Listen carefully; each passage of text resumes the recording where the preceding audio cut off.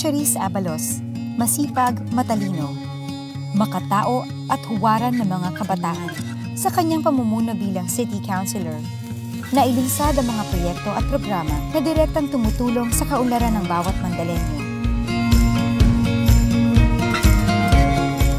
Itinaguyod niya ang mga proyektong makakatulong sa pamilya, katulad ng Code of Parental Responsibility, Code of Responsible Pet Ownership, sa kalusugan tulad ng Fitness Caravan, Hep B Testing Program, HIV/AIDS Summit, Anti-Flu Vaccine, sa kabuhayan tulad ng pagtatayo ng negosyo center, pagpapasa ng Local Investment Incentive Code, pagkakaroon ng taunang Business Week tulad ng Business Expo, Student Entrepreneurship, Mega Job Fair, at iba pang livelihood programs.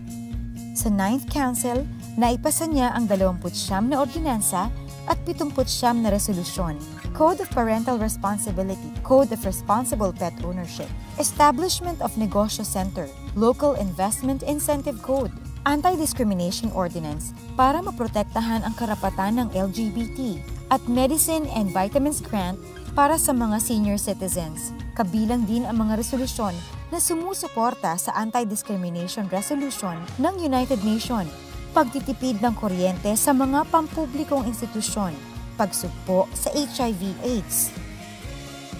Patuloy niyang isusulong ang kaunlaran sa pamamagitan ng mga programa sa kabuhayan, kalusugan, at pamilya para sa kalinangan ng mga Mandalenyo, partikular na sa mga kabataan, matatanda, at nagbabalik-bayang OFWs. Sa loob ng 3 taon, naipamalas ni Charis Abalos ang serbisyong nararapat sa mga Mandalenyo. Totoo, maaasahan at para sa bayan.